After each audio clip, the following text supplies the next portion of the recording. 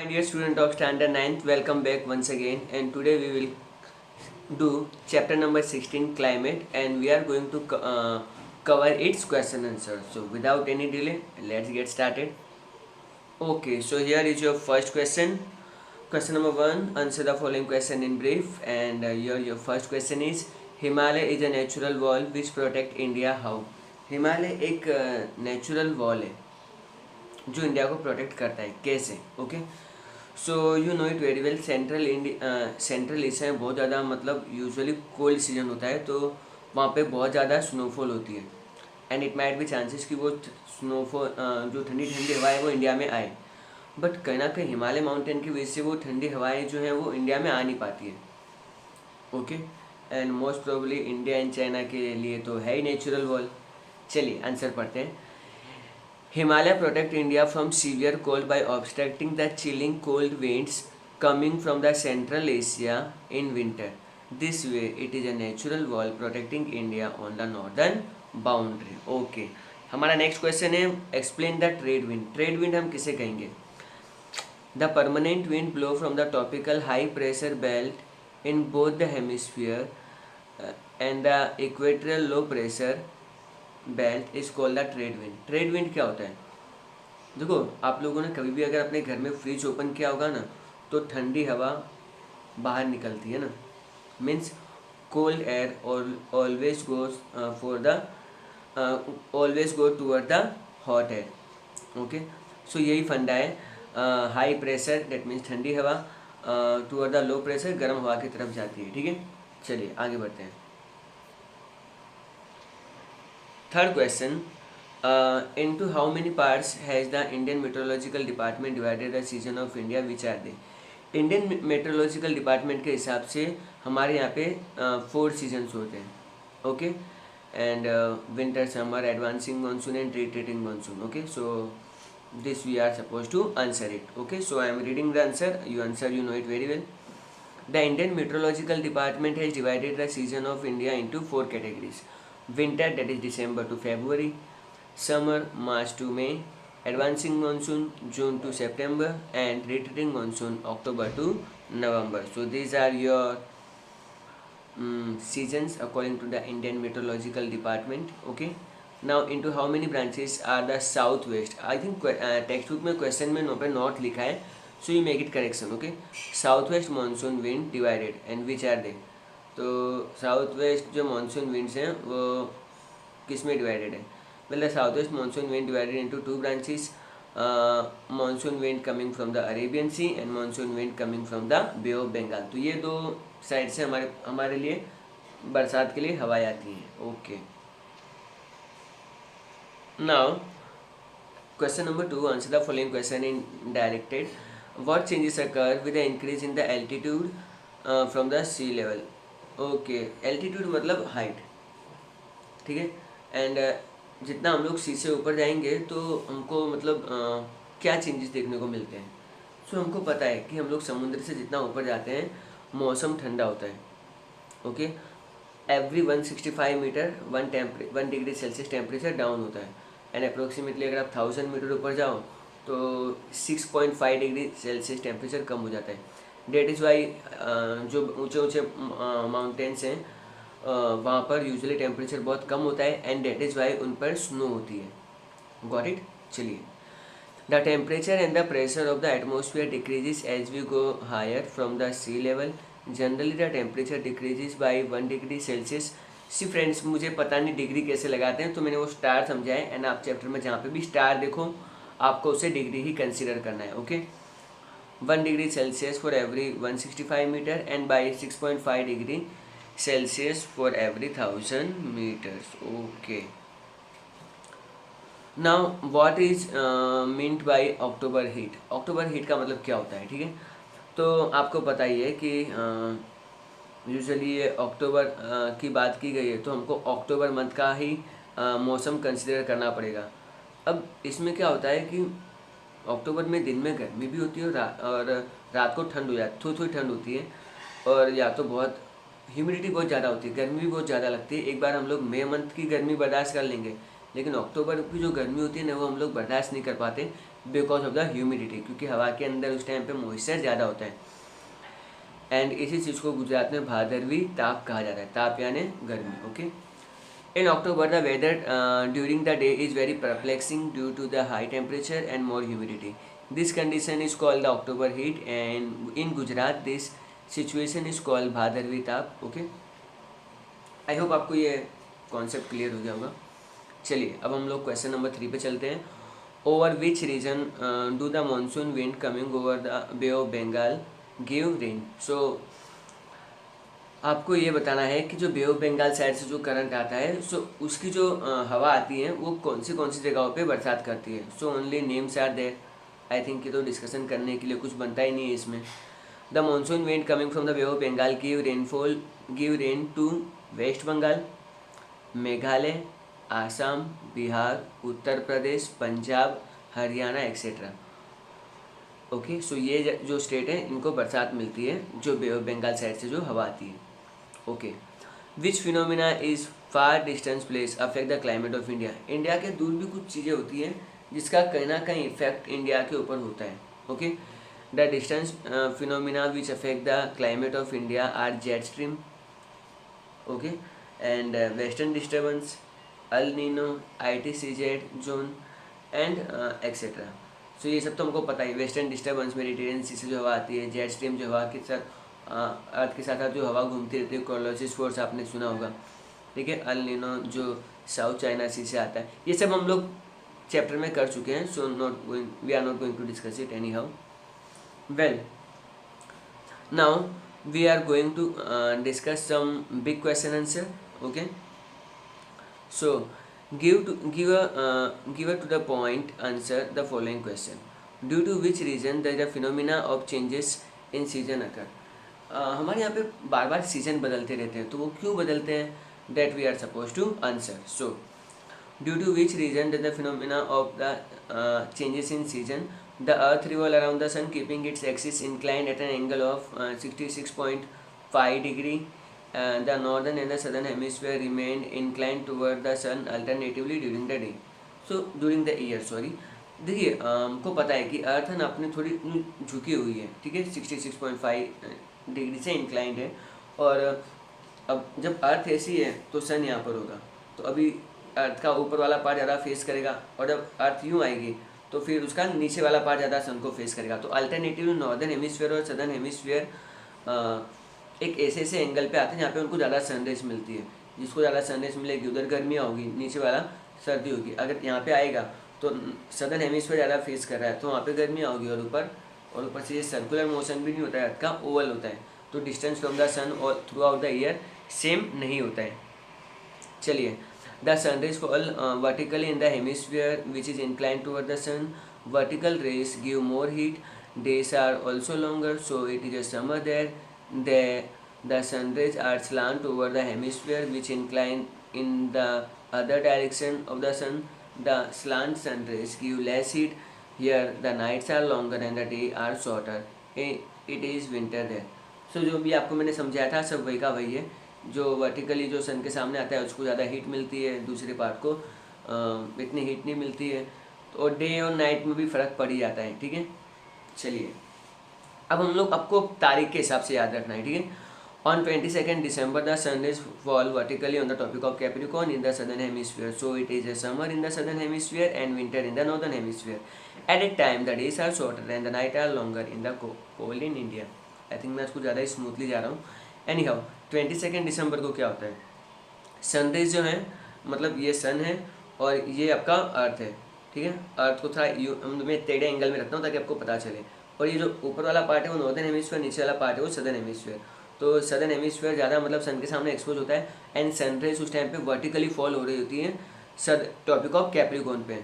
तो नॉर्मल सी बात है, जो ऊपर वाला नॉर्दर्न हेमिस्फीयर है उसमें मतलब स्लैंटिंग रेज जाएगी, तो इधर गर्मियों के मौसम होते हैं, ओके, और वहाँ पे इधर समर होता है, ऊपर विंटर होता है, ओके। तो बस यही सब चीज़ें हैं। यहाँ पे डेज लॉन्ग होंगी, वहाँ पे नाइट्स लॉन्ग होंगी, यहाँ पे नाइट शॉर्ट होंगी, वहाँ पे नाइट लॉन्ग होगी। On 21st June, the sun is fall vertically and topic of Cancer, so it is summer in the northern hemisphere and winter in the southern hemisphere. Wow. ये chapter इतना simple है कि हम लोग क्या बोल सकते हैं। चलिए अब हम लोग डिस्कस करते हैं हमारा नेक्स्ट क्वेश्चन। यहाँ पर मैं अब ये जो सेकंड क्वेश्चन है ना, ये बहुत बड़ा है। कितना बड़ा है देखो, ज़्यादा बड़ा नहीं है। ये फर्स्ट स्लाइड हो गई, ये पूरी सेकंड स्लाइड हो गई, एंड ये थर्ड स्लाइड हो गई, ठीक है। नहीं पूरी स्लाइड भी नहीं बोलेंगे, आधी स्लाइड हो गई, 2.5 स्लाइड में ये आंसर कवर अप है। So we are not going for the reading. If possible मैं आपको बीच बीच में 5 सेकंड का गैप दूंगा, आप वीडियो को पॉज करके ये एक बार रीड कर लेना, फिर जो मैं एक्सप्लेन कर रहा हूँ वो इसमें से एक्सप्लेन कर रहा हूँ, ठीक है। State briefly the factor affecting the climate. तो पहले तो ये फैक्टर अफेक्टिंग द क्लाइमेट क्या होता है। So basically I am going to read the first 3 line, so you pay attention. There are some factors on the surface of the earth which control the distribution and the amount of elements of climate. These are called climatic factor. कुछ चीज़ें ऐसी होती हैं जो climate को affect करती है, उसे हम लोग क्लाइमेटिक फैक्टर कहते हैं। तो following factors are of the climate. So पहला आता है लैटिट्यूड। लैटिट्यूड आपको पता है कि हमारा जो अर्थ है it is round in shape, बीच में से जो पास होता है that is called equator. Equator से ऊपर 1 degree north, 2 degree north, 3 degree north, ऐसे से करके ऊपर बिल्कुल नॉर्थ पोल आ जाता है 90 डिग्री पे। नीचे 1 degree south, 2 degree south, 3 degree south, ऐसे करके नीचे 90 डिग्री साउथ अंटार्कटिका आ जाता है। सो ये लैटिट्यूड होता है।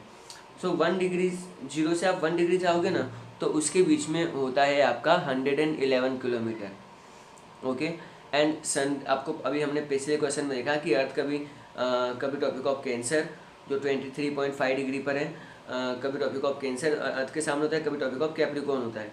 तो इसके हिसाब से क्या होता है कि जो टॉरिड जोन होता है उसको मैक्सिमम हीट मिलती है, ठीक है, और उसके ऊपर वाला जोन जो होता है वो टेम्परेट जोन होता है, जिसको अल्टरनेटिवली साल के कुछ महीनों तक ज़्यादा गर्मी मिलती है। बाकी आप जितना ऊपर जाओ या जितना नीचे जाओगे मौसम ठंडा ही होता जाएगा, ठीक है। सो लैटिट्यूड मैंने आपको एक्सप्लेन कर दिया है। Now you can pause the video for 5 seconds for latitude as well as for the distance of the sea. I am just waiting for 5 seconds. Okay, done. Now distance from the sea. अगर मैं बात करूँ distance from the सी की, तो देखो जो cities समुद्र के पास में है ना, वहाँ पे ज़्यादा गर्मी भी नहीं होती, ज़्यादा ठंडी भी नहीं होती है। लेकिन जो जगह समुद्र से जितना दूर होगा ना, उतना ही वहाँ पे ज़्यादा ठंड होगी और ज़्यादा गर्मी भी होगी। तो दिन में गर्मी होती है बहुत ज़ोरदार, और रात को ठंड भी होती है उतनी ही। अब ये क्यों होता है? इसके लिए आपको मैं एक एक्सपेरिमेंट इसके लिए मैं आपको कुछ चीज़ें बताऊँगा कि क्या होता है कि रात के टाइम पे है ना, एज्यूम कर लो कि समुद्र का पानी भी ठंडा है और ज़मीन भी ठंडी है, पर जैसे ही सनराइज होता है ना, तो सन रेज समुद्र पे भी गिरती हैं और ज़मीन पे भी गिरती है। तो जो ज़मीन है ना वो फटाफट गर्म हो जाती है, तो उसके ऊपर की हवा कैसी होगी? गर्म ही होगी। बट समुद्र पे जो सनराइज गिरती है तो समुद्र गर्म होने में टाइम लेता है। मीनवाइल उसके ऊपर की हवा कैसी है? अभी ठंडी है, अभी तक गर्म, क्योंकि समुद्र ही गर्म नहीं हुआ तो उसके ऊपर की हवा कैसे गर्म होगी ना, वो ठंडी हवा होती है। अब ये बेसिक रूल है, आपने जब फ्रिज ओपन किया है तो ठंडी हवा हमेशा गर्म हवा की तरफ ही जाती है, भागती है। तो सारी समुद्र की हवाएं ना ज़मीन पे आ रही होती है, क्योंकि गर्म हवा किस तरफ है? ज़मीन पे। इसलिए जो समुद्र किनारे लोग रहते हैं उनको मतलब अच्छा फील होता रहता है, क्योंकि ठंडी ठंडी हवा आती रहती है। मीनवाइल दोपहर को 2-3 बज जाते हैं तो समुद्र भी तब तक गर्म हो चुका होता है, तो वहाँ से अब गर्म हवा आनी शुरू होती है। लेकिन अब जबकि ज़मीन है वो, अब सन क्या है 3-4 बजे के बाद थोड़ा डाउनफॉल उसका शुरू हो जाता है, तो अब वहाँ पे जो ज़मीन है वो उतनी अब धीरे धीरे ठंडी होने लगती है। एंड मीनवाइल अभी मान लो शाम हो गई, समुद्र तो गर्म है, ऊपर की हवा भी गर्म है, लेकिन रात होते होते फिर ये ज़मीन ठंडी हो जाती है, क्योंकि मौसम ठंडा हो गया है, और वो ठंडी हवा फिर समुद्र की तरफ जाती है। सो वहाँ पे ना ज़्यादा गर्मी होती है ना ज़्यादा ठंडी होती है। जबकि जो नागपुर या दिल्ली साइड रहते हैं, जो मतलब समुद्र किनारे से बहुत दूर है, तो वहाँ पर क्या होता है, दिन में बहुत गर्मी भी उनको फेस करनी पड़ती है और रात को बहुत ठंडी भी फेस करनी पड़ती है। समुद्र किनारे रहना आई थिंक बेस्ट है, बट सुनामी से आपको बच के रहना चाहिए। एनी हाउ, चलिए आगे बढ़ते हैं। Distance from the sea, and I think मैंने आपको वही सब एक्सप्लेन किया है जो इसमें मैंने बताया हुआ है, ठीक है। अब हम बात करेंगे एल्टीट्यूड की। Altitude already we are discuss कि जैसे जैसे हम लोग सी लेवल पे ऊपर जाते हैं एयर प्रेशर डिक्रीज होता है हमको, मतलब हिमालय पे तो पूरा स्नो कवर होता है। जैसे ही हम लोग कुछ एरिया ऐसे हैं जहाँ पर यूजुअली बहुत ज़्यादा बरसात होती है, एवरी 165 मीटर पे 1 डिग्री सेल्सियस टेम्परेचर कम होता है, एंड 6.5। ये हम लोग एक शॉर्ट क्वेश्चन आंसर में पूरा एल्टीट्यूड का पॉइंट डिस्कस कर चुके हैं, सो आई डोंट थिंक मैं ये इसको डिस्कस करूँगा। हाँ, फॉर द रीडिंग पर्पस आप लोग उसको रीड कर लीजिए। I am giving you time for the 5 second.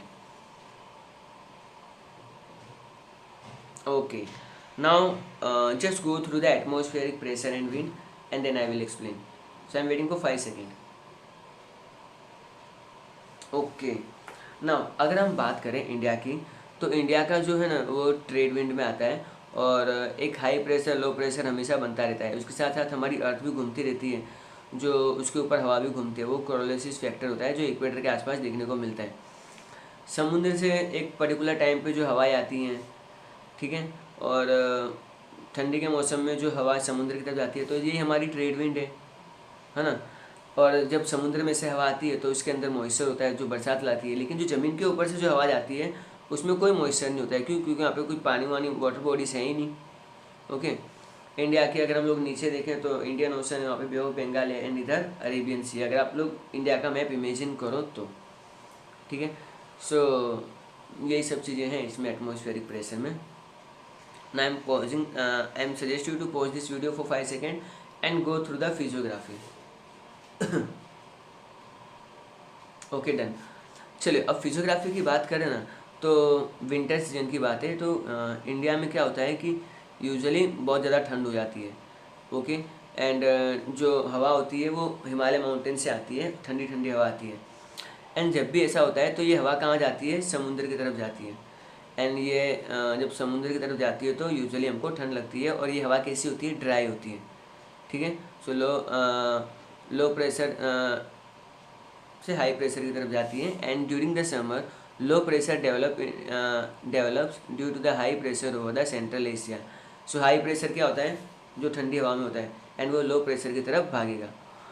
सो इस टाइम पे इंडियन ओशन गर्म होता है, एंड कभी कभी बरसात आ जाया करती है, and due to the western disturbance and all. चलिए, आई थिंक अब हम को कोल्ड वेदर सीजन के बारे में बात करनी चाहिए। वेल,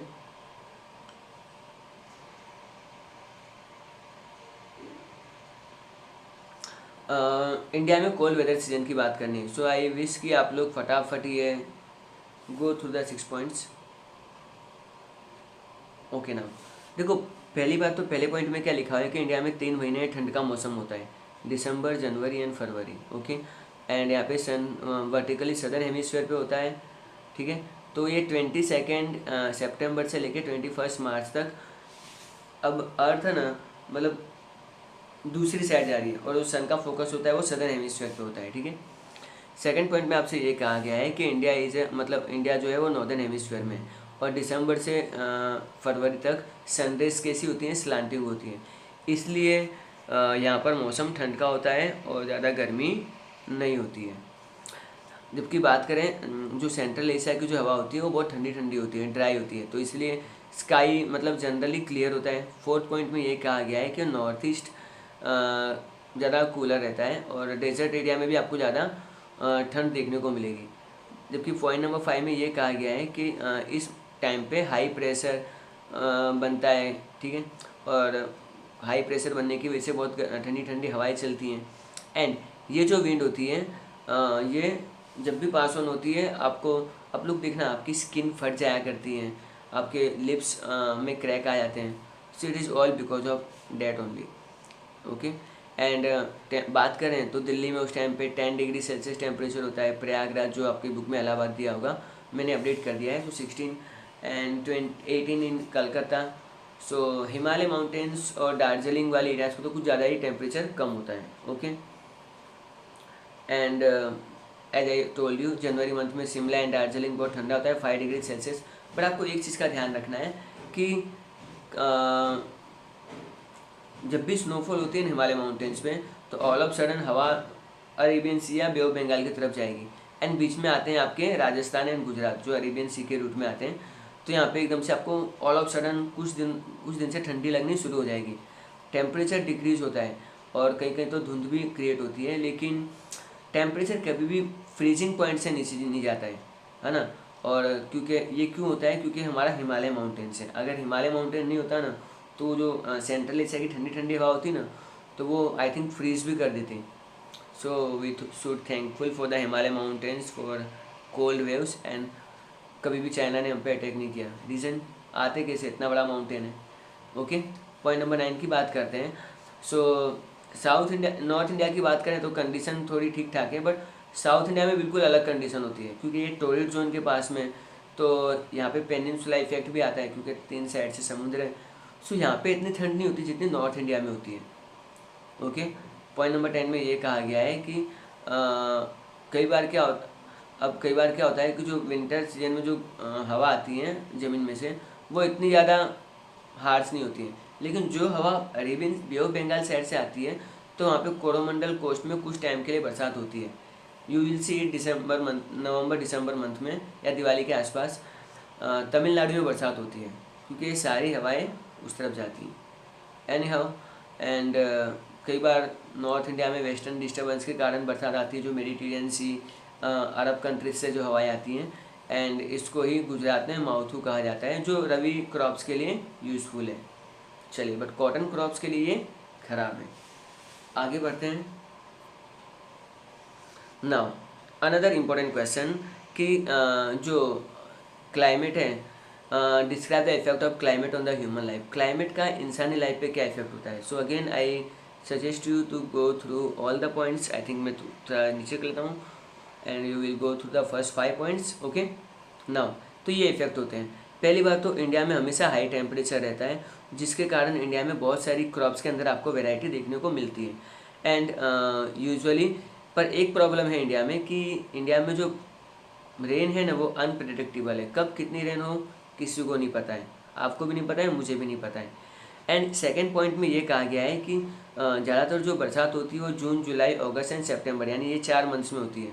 एंड अगर इरिगेशन फैसिलिटी नहीं है तो आप मतलब बाद में इसमें खेती कर ही नहीं सकते। इरिगेशन फैसिलिटी जैसे कि आपके पंप्स हो गए, कैनाल हो गया, ठीक है। तो जो फार्मर्स बिल्कुल बरसात पे डिपेंड है, तो बस ये इसी टाइम पे एग्रीकल्चर कर सकते हैं, बाकी तो नहीं कर सकते। और अगर कुछ डिले होता है या बरसात ऊपर नीचे होती है तो भी प्रॉब्लम है।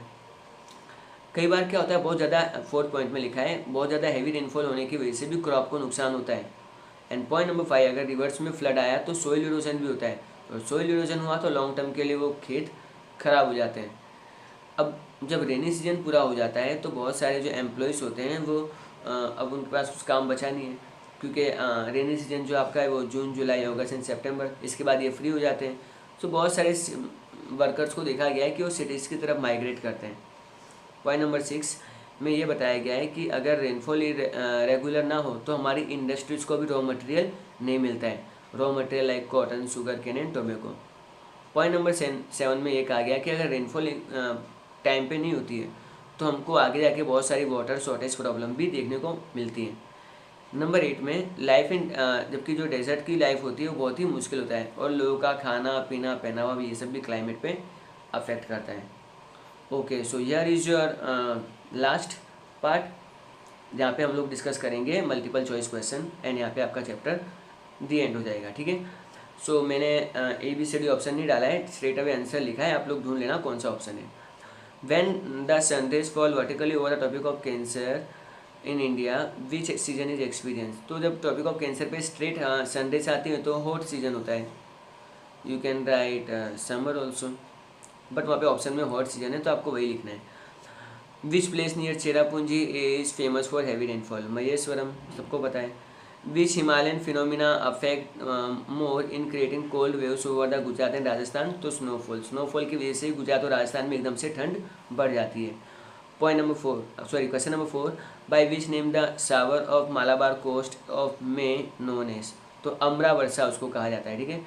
And point number 5, which is the season of retreating monsoon. तो अक्टूबर एंड नवंबर मंथ वाला ऑप्शन आएगा। Which of the following statement is true. वहाँ पे 4 स्टेटमेंट दिए होंगे, जो मैंने लिखा है वही राइट है। The days are shorter and night are longer. Okay, so I hope आपको ये चैप्टर अच्छे से समझ में आ गया होगा। Please do complete your CW and best of luck, keep learning, keep watching, bye everyone.